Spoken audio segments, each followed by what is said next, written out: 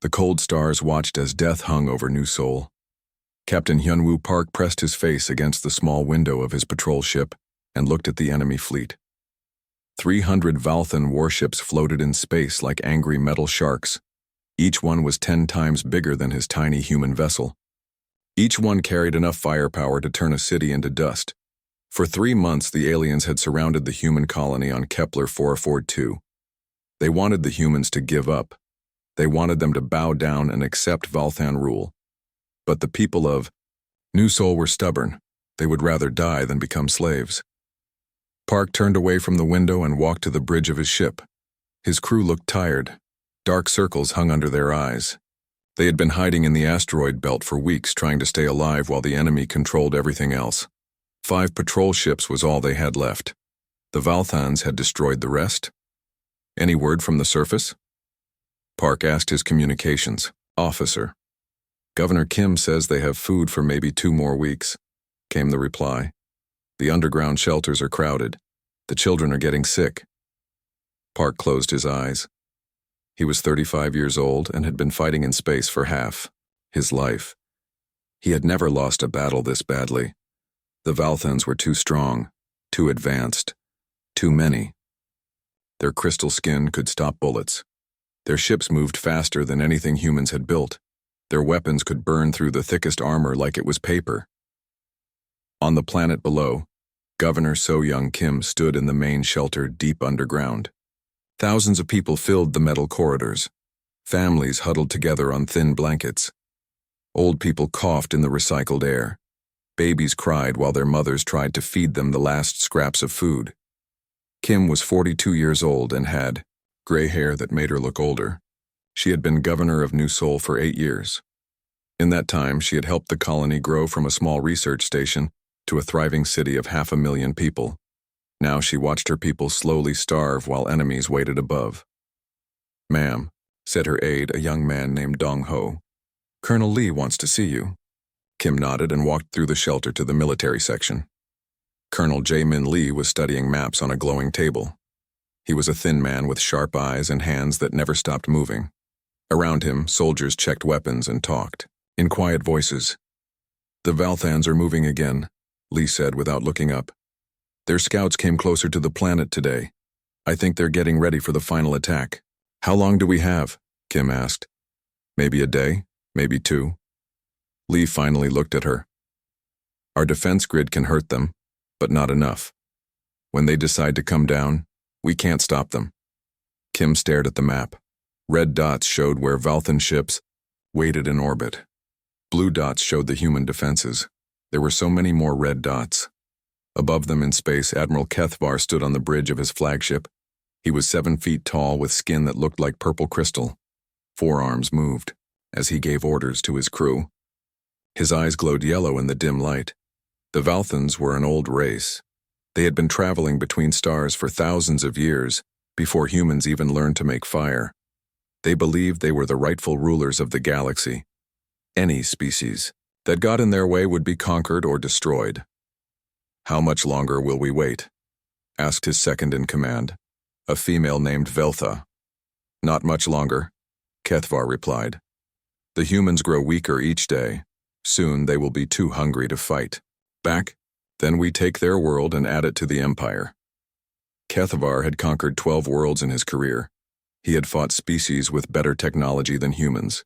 He had defeated enemies with stronger warriors. The humans were nothing special. They were young and weak and foolish. They had spread to a few dozen worlds in just 200 years, but they had no real military power. No discipline. No honor.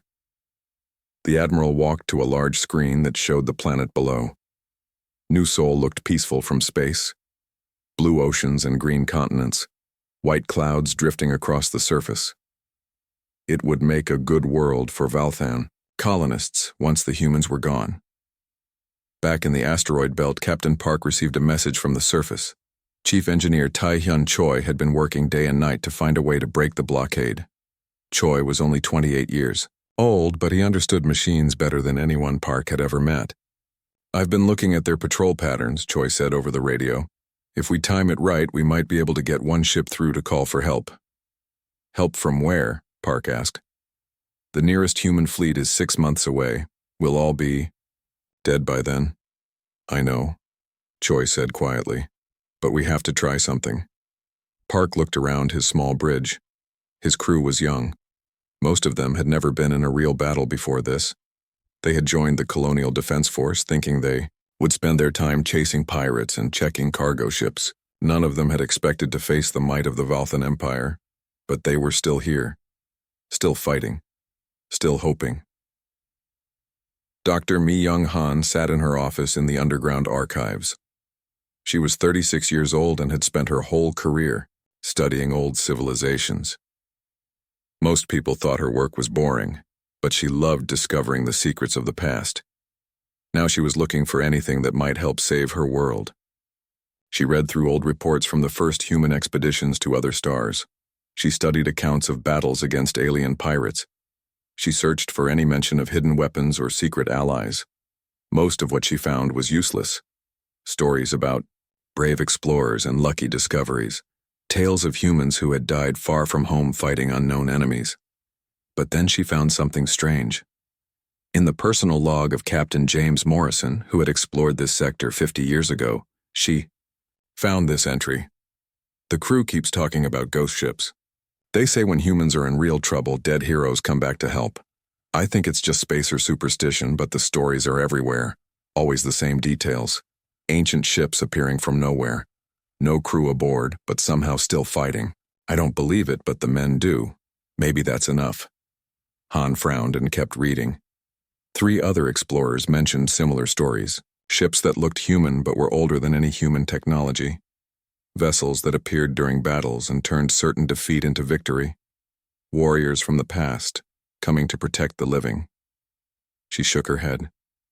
It had to be folklore. Stories that scared spacers told each other during long voyages. But something about the details bothered her. The descriptions were too consistent, too specific. Above the planet, Kethvar made his decision. He had waited long enough. The humans had refused every offer to surrender. They would rather watch their children starve than accept the inevitable.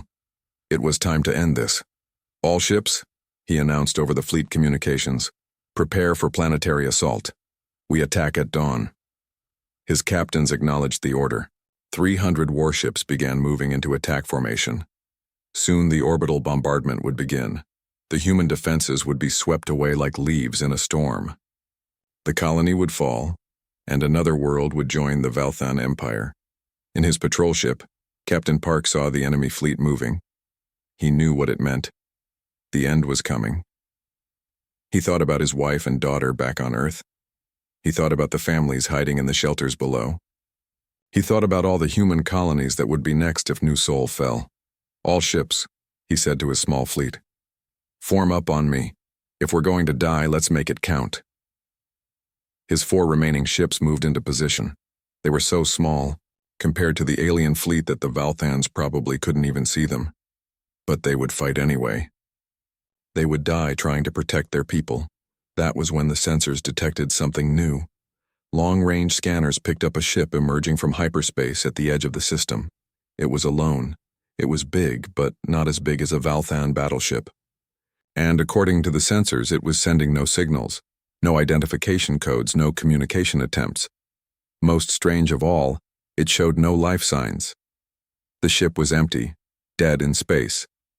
But it was moving. Slowly, steadily, it began heading toward the planet, toward the Valthan fleet, toward the battle that was about to begin. Park stared at his sensor screen. What is that thing? His sensor operator, a young woman named Haye Jin, shook her head. I don't know, sir. The computer says it's human design, but the architecture is all wrong. It looks old, really old.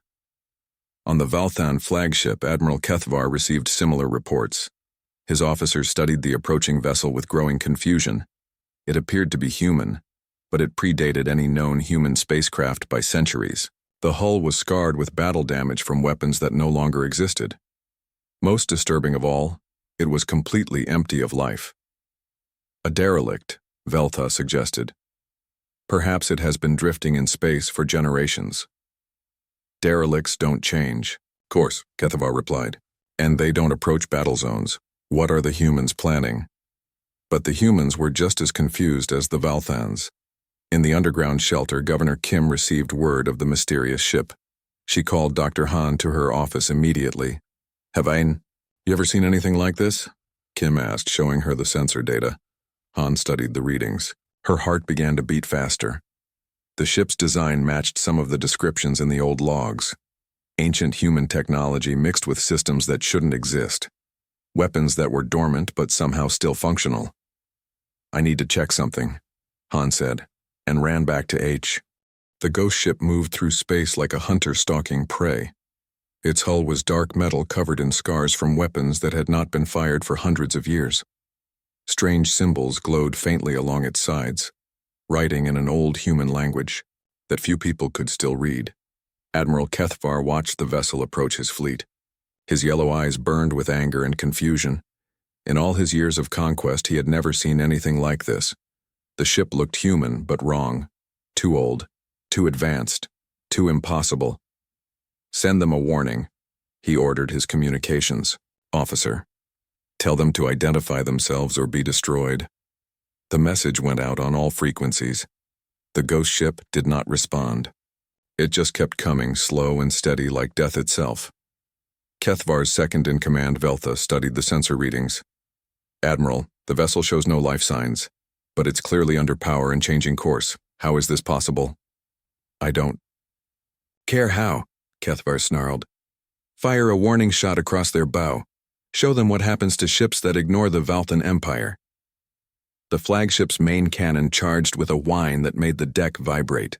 Purple energy gathered at the weapon's mouth. With a flash of light, a plasma bolt streaked across space toward the mysterious vessel. Captain Park watched from his hiding place in the asteroid belt. He held his breath as the energy beam struck the ghost ship's shields. But something impossible happened. The plasma bolt didn't bounce off, it didn't explode against the armor, it simply vanished. Gone. As if it had never existed at all. Did you see that? Whispered Hyojin at her sensor station. Park nodded slowly. He had seen it, but he didn't understand it. The shot had hit the ship directly, but instead of causing damage, it had just disappeared into nothing. On the Valthan flagship, officers stared at their screens in disbelief. Their most powerful weapon had done absolutely nothing to the ghost ship. The vessel continued its approach as if the attack had never happened. Impossible, Veltha breathed. No shields can absorb a direct hit from our primary cannon. Kathavar's crystal skin began to glow brighter, a sign that he was becoming very angry. Then we use more firepower. All ships in the forward line, target that vessel. Destroy it. Back on the planet, Dr. Mi Young Han ran through the underground corridors carrying an armload of old documents. She burst into Governor Kim's office without knocking. I found something, she gasped, trying to catch her breath. In the colonial archives, references to this exact scenario.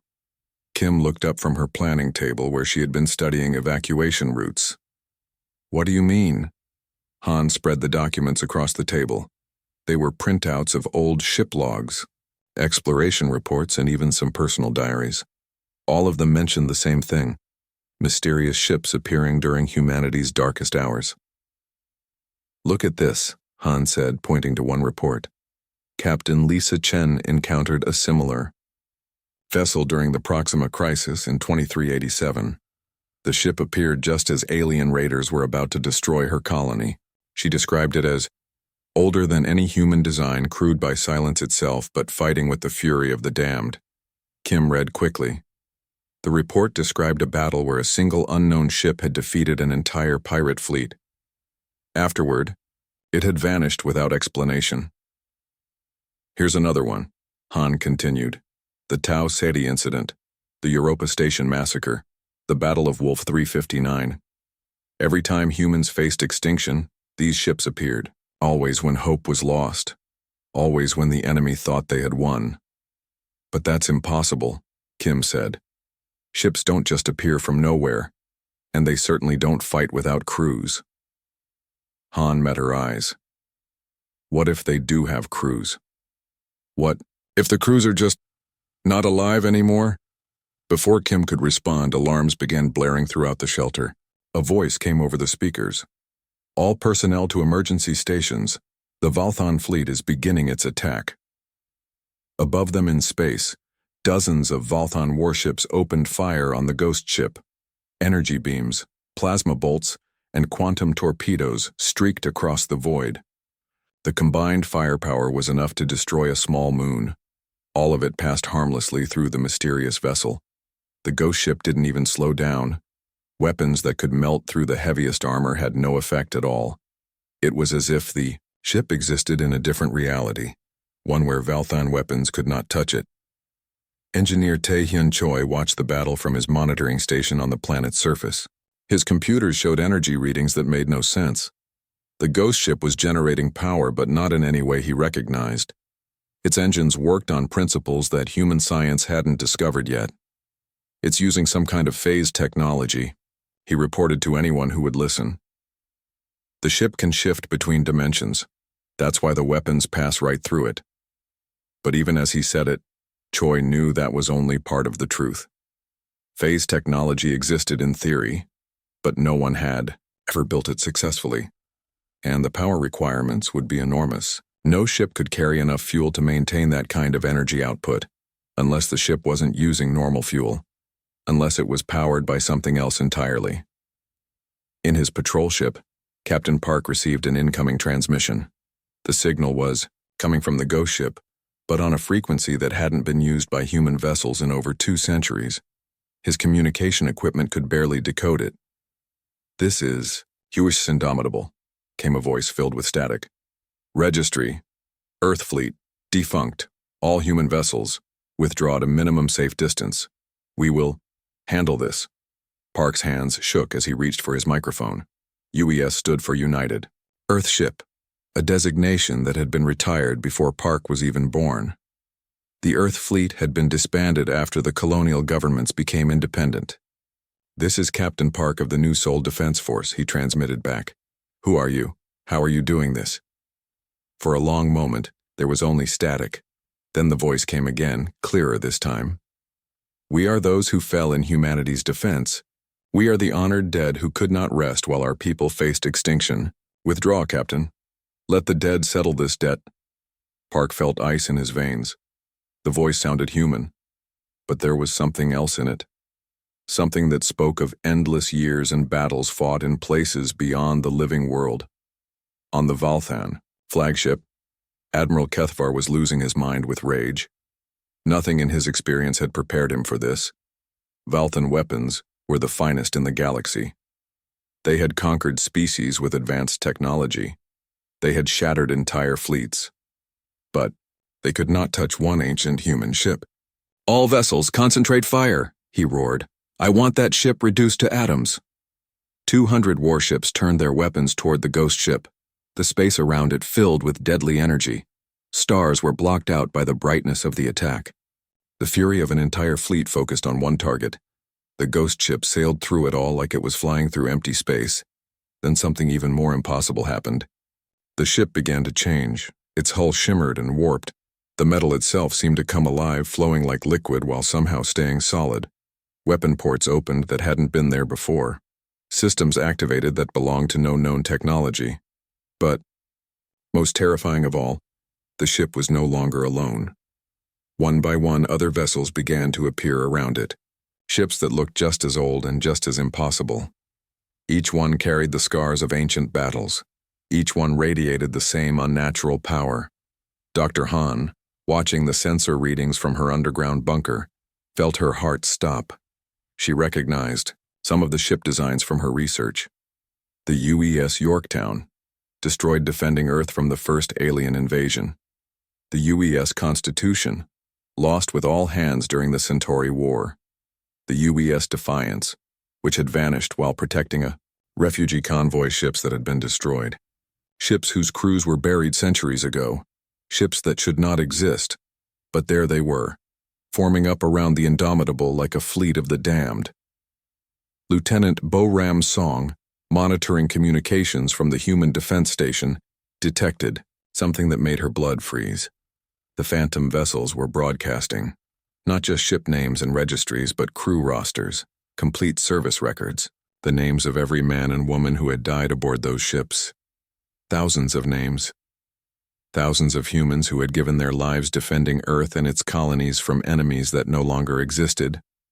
Warriors who had died fighting the Kelthani, Swarm, the Void Hunters, the Machine Consciousness, and a dozen other threats that had been defeated so long ago that most people had forgotten they ever existed. The dead were calling roll.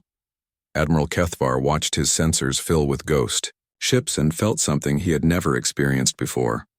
Fear, real, deep, bone-chilling terror. He was facing an enemy that his weapons could not touch. An enemy that had already died once and somehow come back. "Sir," Veltha said quietly, "perhaps we should consider withdrawal. These vessels are clearly using technology we don't understand." "No." Kethvar slammed his fist against the command console. "I am Admiral of the Third Fleet. I have conquered 12 worlds. I will not flee from human ghosts and ancient legends." But even as he said it, he could hear doubt in his own voice. Everything he knew about warfare, about technology, about the nature of reality itself was being challenged by what he saw before him. The Ghost Fleet hung in space, like a nightmare made real.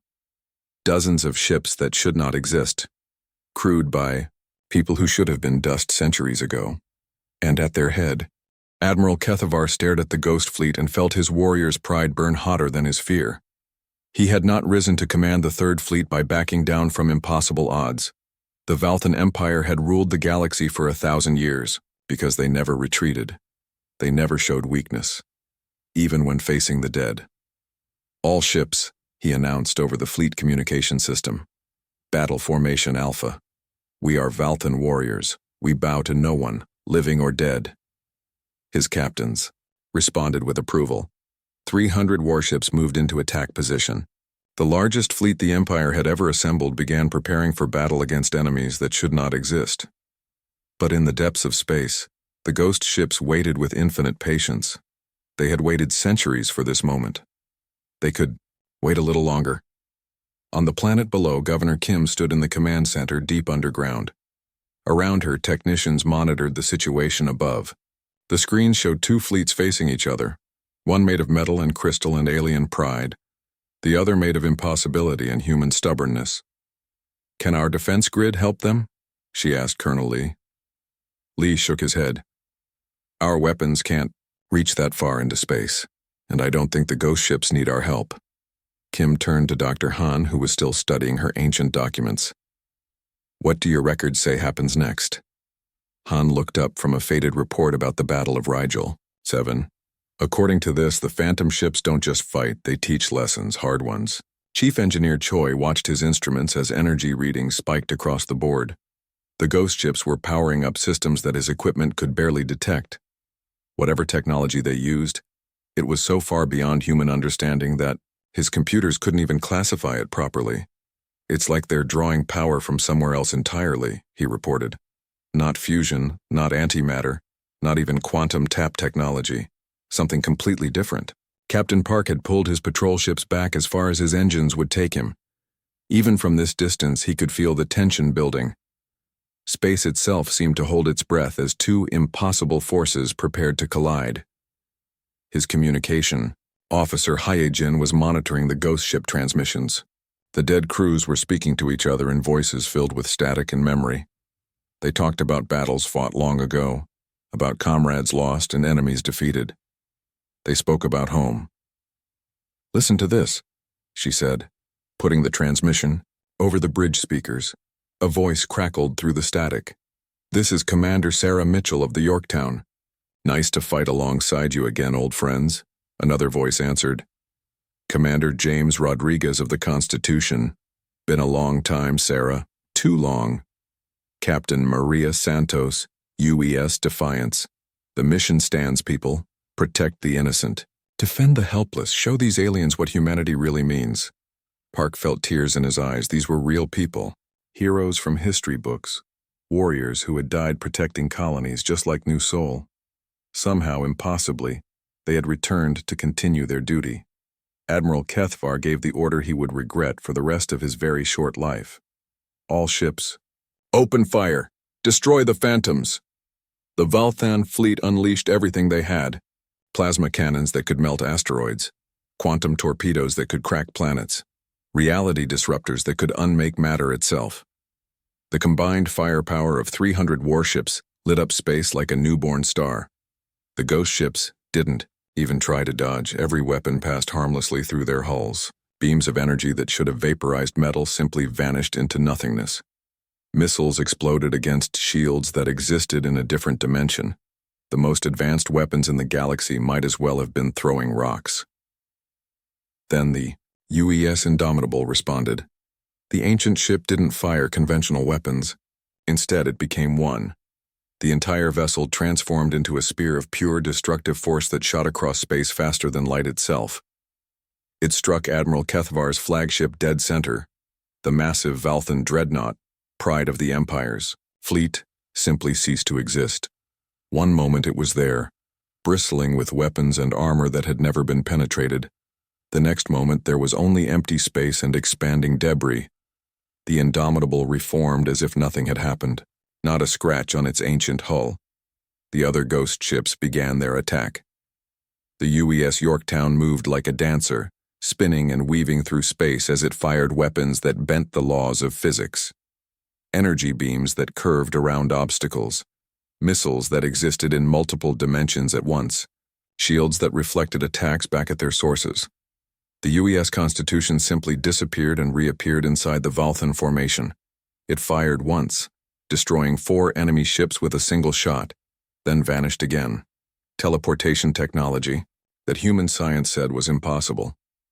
The UES Defiance opened fire with weapons that targeted the enemy's will to fight rather than their ships. Valthan crews simply stopped working. They sat at their stations and stared into space, overwhelmed by visions of every human they had killed or enslaved.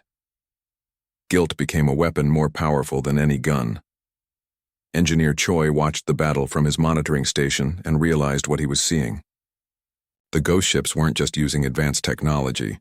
They were using impossible technology, weapons and systems that violated the basic laws of reality. They're not bound by the same rules we are, he whispered to himself. Death freed them from the limitations of the living universe. In space, the Valthan fleet began to break apart. Ships that had conquered dozens of worlds fled in panic as their weapons proved useless against enemies that refused to stay dead. Captains who had never known defeat begged their crews to run from phantoms that fought with the fury of martyrs. But the Ghost Fleet wasn't finished teaching its lesson. As Valthan ships tried to escape, the phantoms surrounded them. Not to destroy them, but to send a message. Each fleeing vessel received the same transmission, the coordinates of every human colony in the galaxy, along with images of what those colonies looked like after Valthan attacks. Burned cities, dead families, children crying in the ruins of their homes. The message was clear. We know where you live, we know what you've done, and we will be watching. Commander Veltha, now in charge of what remained of the Third Fleet, gave the order to retreat. She had seen enough. Her people had faced an enemy that could not be killed because it was already dead. An enemy that fought with weapons beyond understanding and fury beyond measure. All ships emergency jump to Valthan space, she commanded. Inform the High Command that humanity is under the protection of forces we cannot comprehend. As the surviving Valthan ships prepared to flee, the UES Indomitable sent one final message. This time it came on all frequencies in every language spoken by every species in the galaxy. Let it be known throughout the stars that humanity is not alone. We are the honored dead, and we do not forgive those who threaten our people. We do not forget those who wage war against the innocent. We are eternal and our watch never ends. The Phantom Fleet began to fade as the last Valthan ship jumped to hyperspace. One by one, the ghost ships became transparent, then invisible, then gone. The UES Indomitable was the last to disappear, but before it vanished completely, it sent a private message to Captain Park. The living must carry on the fight, came the voice of the dead crew. We can only appear when all hope is lost. Make sure that happens as rarely as possible. Then they were gone. leaving only empty space and the memory of impossible victory. Captain Park sat in his ship and tried to understand what he had just witnessed. An entire Valthan fleet had been defeated by ships that shouldn't exist, crewed by people who had died centuries ago. The greatest military force in the galaxy had fled in terror from human ghosts. On the planet below, alarms stopped ringing as sensors confirmed the enemy retreat. In the underground shelters, families hugged each other and cried tears of relief. Children who had been hiding in darkness for months finally got to see sunlight again. Governor Kim stood in the command center and watched the tactical display clear of enemy contacts. After 3 months of siege, after weeks of starvation and despair, New Sol was free. "How do we report this?" asked Colonel Lee. "Who's going to believe that dead heroes came back to save us?" Dr. Han gathered up her ancient documents with shaking hands. "It doesn't matter if they believe us. What matters is that it happened. The dead haven't forgotten their duty to the living." Engineer Choi was already working on his report, though he knew no one would understand it. The ghost ships had used technology that existed beyond the edge of human knowledge, science that worked on principles of will and sacrifice, rather than physics and engineering. As the survivors of New Sol emerged from their shelters, they looked up at the stars with new understanding. They were not alone in the galaxy. When the darkness seemed complete, when extinction threatened everything they held dear, the honored dead would return to stand beside them. The Valthan Empire would spread word of what happened at New Sol. Other species would hear about the human ghost fleet and wonder what other impossibilities their strange neighbors might be capable of. Some would see opportunity in allying with a race protected by the supernatural. Others would see wisdom in leaving humanity alone. But in the depths of space, in dimensions beyond the reach of the living, the Phantom Fleet waited. They watched. They remembered. And, 3 days after the battle, news of the Valthan defeat spread across the galaxy like wildfire. In the great halls of the Empire's capital world, crystal-skinned nobles whispered in fear about human ghost ships that could not be destroyed. In the trading ports of neutral systems, merchants calculated new profit margins based on humanity's sudden rise in galactic importance. And in the depths of space, something stirred. Commander Veltha stood before the Valthan High Council in chains. The crystal chamber where the Empire's leaders gathered had not seen such shame in 1,000 years. She was the first fleet commander in Valthan history to retreat from a battle without orders, the first to abandon a siege that was nearly won. "You claim that human ghosts defeated the Third Fleet," said High Admiral Zexthan, his forearms crossed in disgust. "Do you expect us to believe such nonsense?" Veltha's yellow eyes burned with the memory of what she had seen. "I expect you to watch the battle recording, sir. I expect you to see for yourself what weapons cannot touch, what death cannot stop." The High Council reviewed the sensor data in silence. They watched their most powerful fleet fire everything they had at targets that simply absorbed the attacks. They saw their flagship, the mighty Shard of Dominion, disappear in an instant when the human phantom struck back. "This technology," whispered Counselor Vareth. "How is it possible?" "It's not technology," Veltha replied. "It's something else, something beyond our understanding. The humans have allies we cannot fight, cannot predict, cannot defeat." On New Sol, life slowly returned to normal. Families moved back to their homes in the city. Children played in parks that had been empty for months. But everyone looked at the sky differently now. They knew that somewhere beyond the stars, their protectors waited in the darkness.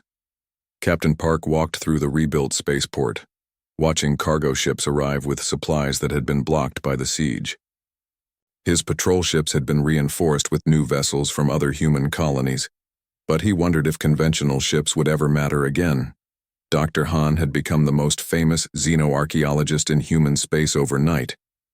Her research into ghost ship legends was now required reading at every military academy. Reporters from across the galaxy wanted to interview her about humanity's supernatural guardians. She sat in her office, surrounded by even more ancient documents that had been sent from museums and archives across human space. Everyone wanted to know more about the Phantom Fleet. Everyone wanted to understand how the dead could return to fight for the living. "I found 17 more incidents," she told Governor Kim during their daily briefing.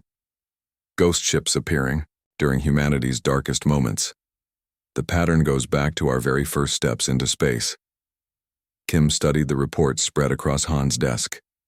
Each one described impossible victories against overwhelming odds. Each one mentioned ships that fought without crews, weapons that defied physics, and enemies who fled in terror from forces they could not comprehend. "But why now?" Kim asked. "Why did they reveal themselves to help us?" Han pointed to a passage in the oldest document she had found. "Because this was the moment. Look at this. It's from the personal journal of Elena Vasquez, one of the first humans to reach Alpha Centauri." She wrote, "The old captain told me about the Guardians. He said they only appear when humanity faces extinction, when the choice is victory or the end of everything we are. They cannot interfere in small battles or minor conflicts, only when the survival of our entire species hangs in the balance." Kim felt a chill.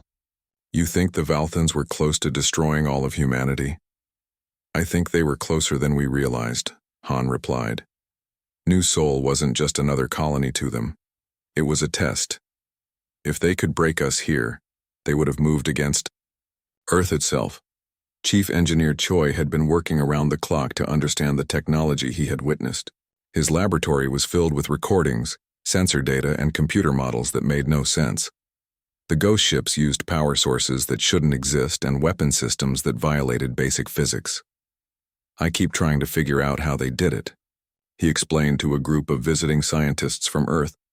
"But every time I think I understand something, the data proves me wrong.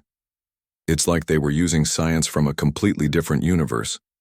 Dr. Elizabeth Hoffman from the Terran Institute of Technology studied Choi's readings with fascination.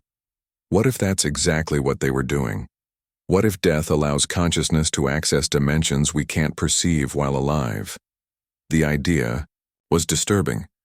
It suggested that human understanding of reality was limited by the fact that they were still breathing. That true knowledge only came after the final journey. Meanwhile, across the galaxy, the news of humanity's phantom protectors was changing everything. On the trading world of Nexus Prime, alien merchants who had treated human cargo captains with contempt now offered them the best docking ports and lowest fees. Stories spread about what happened to those who threatened human civilians. In the military councils of the Draknari Confederation, generals debated whether to honor their mutual defense pact with the Valthan Empire. Fighting alongside crystal-skinned warriors was one thing. Fighting against supernatural forces was quite another. The insectoid hive clusters, who had been planning their own expansion into human territory, quietly canceled those operations. Their collective consciousness had calculated the odds of victory against an enemy that included both the living and the dead. The numbers were not encouraging, but not everyone was intimidated by the Ghost Fleet. Deep in the lawless sectors beyond galactic civilization, warlords and pirates saw opportunity rather than threat. If humanity's supernatural guardians only appeared during moments of total extinction, then smaller attacks might go unpunished. The dead couldn't be everywhere at once. Warlord Krex the Bloodthirsty gathered his fleet of stolen ships and mercenary crews. The reptilian pirate had raided human colonies before the ghost ship incident, always careful to avoid drawing too much attention. Now he planned something bigger. "The Phantoms defend against extinction," he explained to his captains. "But one small colony isn't extinction. We hit fast, take what we want, and leave before the dead can respond." His target was Harmony Station, a peaceful research outpost in the Outer Rim. 3,000 humans lived there, studying alien plant life and mining rare minerals. They had no military protection, no planetary defenses, just a few security guards, and faith in distant authorities. Krex's fleet jumped into the Harmony system on a quiet Tuesday morning. 15 heavily armed ships against one undefended science station. The pirates sent their demands: surrender all valuable cargo and research data, or be destroyed. Dr. James Chen, the station director, sent out distress calls that would take weeks to reach the nearest human patrol. He gathered his people in the main hub and waited for the inevitable. They were scientists, not warriors. They had no way to fight back. That was when someone noticed the new contact on long-range sensors. Single ship, dark and old and somehow familiar. It appeared at the edge of the system like it had been waiting there forever. The same impossible design that had terrified the Valthan Empire. The same scarred hull that spoke of battles fought in forgotten wars. But this wasn't the UES Indomitable. The name on this ship's bow, barely visible through centuries of damage, read UES Retribution. Warlord Krex laughed when his sensors detected the lone vessel. One ancient ship against my entire fleet? The humans are even more foolish than I thought. His laughter died when the ghost ship opened communications. This is the UES Retribution, came a voice filled with the weight of eternity. You have threatened innocent civilians. You have brought violence to those who seek only knowledge and peace. This is your only warning. Withdraw immediately, or face the consequences of your actions.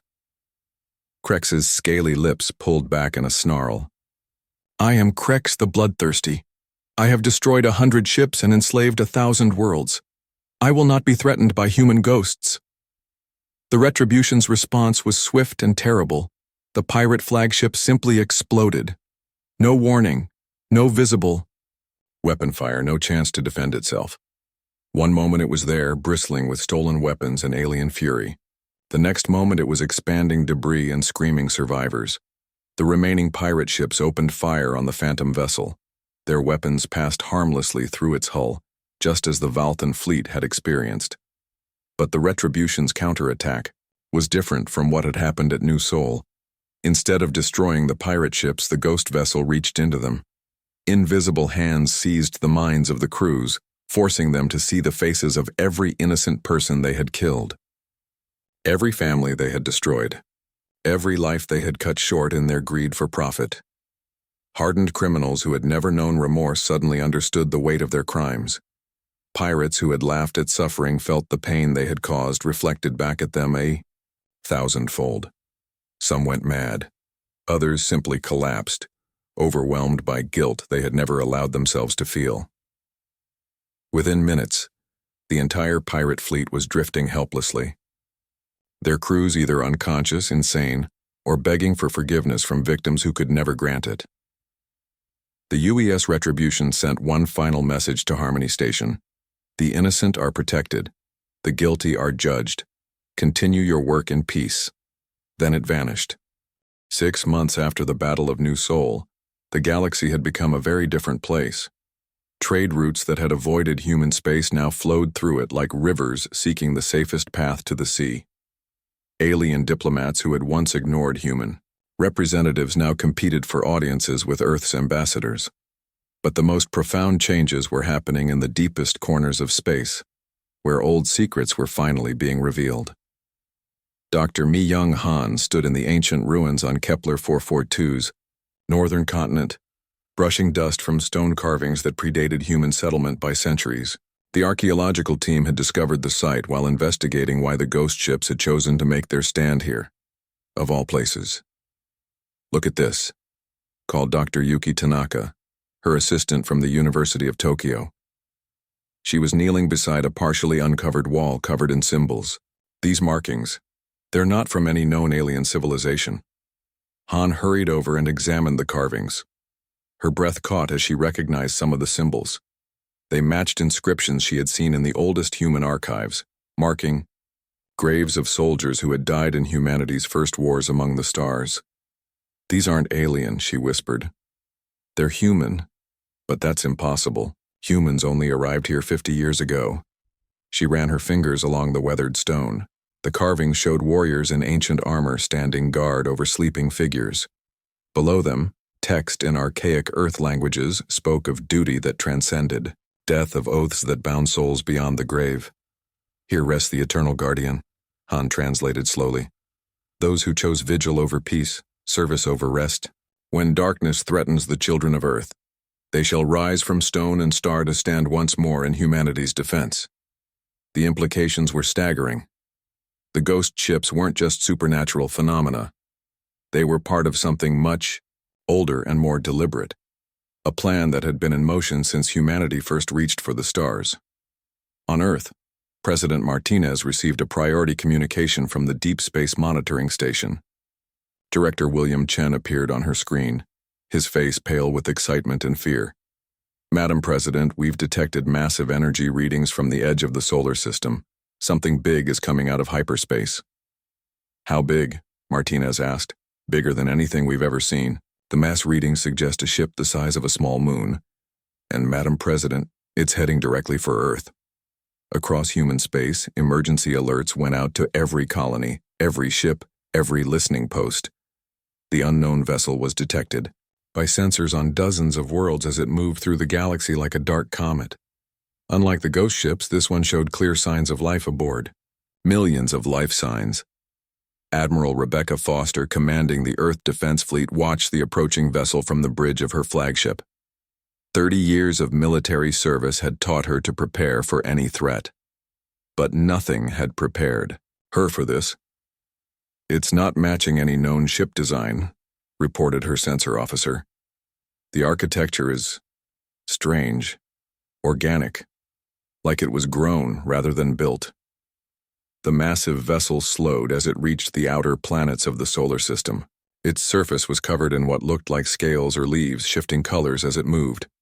Weapon ports could be seen along its hull, but they weren't firing. Yet. Then came the transmission. In perfect English, with a voice that sounded both ancient and impossibly young. Greetings, children of Earth.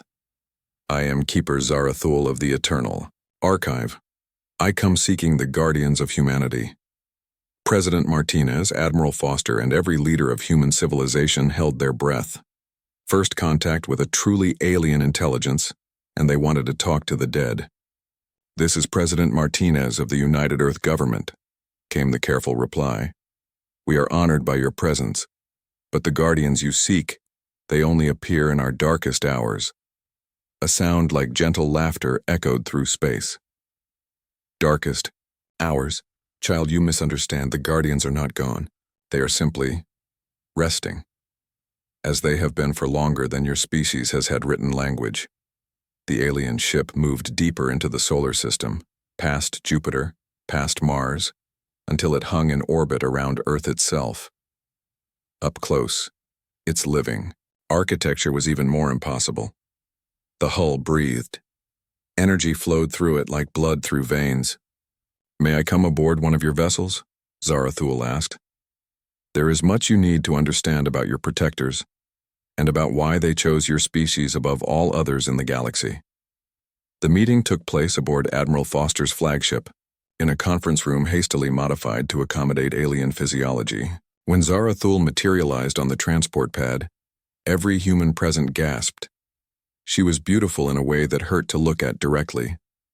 Tall and graceful, with skin that shifted between silver and gold. Her eyes held the depth of stars, and when she moved, reality seemed to bend slightly around her. She was clearly very old and very powerful. Your guardians, she began without preamble, were not human when they first pledged their service. They were members of my people, the architects. We ruled this galaxy when your son was young. The humans exchanged glances. President Martinez found her voice first. I don't understand. The ghost ships are clearly human design. Zarathul smiled, and for a moment the conference room filled with the light of distant nebulae. Yes, they are human now. That is the miracle. When my people faced extinction eons ago, our greatest warriors chose to become something new. They bound their consciousness to the growing pattern of humanity, becoming your protectors in death as they could not be in life. She gestured, and images appeared in the air around them. Ancient battles fought between stars that no longer existed. A dying civilization making its final choice. Warriors accepting transformation into something beyond their original nature. They became human by choice, Zarathul continued. They learned to love as humans love, to sacrifice as humans sacrifice, to protect as only humans protect. In becoming your guardians, they became more human than human. Dr. Han, who had been brought to Earth for this meeting, leaned forward. The archaeological sites, the ancient carvings, they're not human ruins at all, are they? They are monitoring stations, Zarathul confirmed. Places where the boundary between dimensions is thin, where the Guardians can observe and respond when needed. Your people have been watched over since before you knew you needed watching. Admiral Foster had been trained to think strategically, to look for threats and opportunities. Why are you telling us this? What do you want from humanity? The ancient being's expression grew serious. Because the Guardians' work is nearly complete. For millions of years they have protected emerging species across the galaxy, guiding them away from extinction, helping them find their path among the stars. Humanity was their final charge, their greatest success. What happens now? President Martinez asked. Now they can rest, Zarathul replied. The galaxy is at peace. The great threats have been defeated or contained. Your species has proven itself capable of growth, of learning, of protecting others as you have been protected. The Guardians can finally lay down their eternal vigil. The humans sat in silence, absorbing the magnitude of what they had learned. Their supernatural protectors were not human spirits at all, but ancient aliens who had chosen to become human, out of love for what humanity could become. But Dr. Han had one more question. If they're going to rest, what happens when the next crisis comes? When humanity faces extinction again? Zarathul's smile returned, warmer than before. Then humanity will face it as humanity always has, together, united, refusing to give up, no matter how dark things become.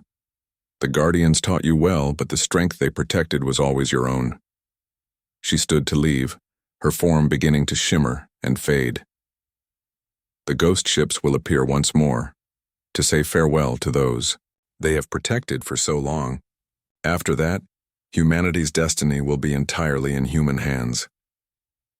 Will we ever see you again? Martinez asked. Perhaps, Zarathul replied. When you have grown as much as my people did, when you face the choice between extinction and transformation, then we may meet again. But that day is very far away. She vanished, and her great ship departed as silently as it had arrived. 3 days later, the Ghost Fleet appeared one final time. Not just the few ships that had fought at New Sol, but hundreds of phantom vessels representing every era of human space exploration. They formed up around Earth in perfect formation, their ancient hulls gleaming with impossible light. The message they sent was simple and went to every human world, every ship, every person who called humanity their own. Your watch has ended. The duty passes to you. Remember what you have learned. Protect the innocent. Defend the helpless. Never surrender. Never give up. Never abandon those who depend on you. You are humanity. You are enough. One by one, the ghost ships faded from view. Captain Park, watching from New Sol, thought he saw familiar figures waving from the bridge of the UES Indomitable. Dr. Han, studying her instruments on Earth, detected final transmissions of gratitude and love. Engineer Choi recorded energy readings that showed impossible power sources finally shutting down after eons of service. And then they were gone. Humanity stood alone among the stars for the first time in their history, but they were not afraid. They had learned well from their guardians. They knew what it meant to sacrifice for others, to stand against overwe,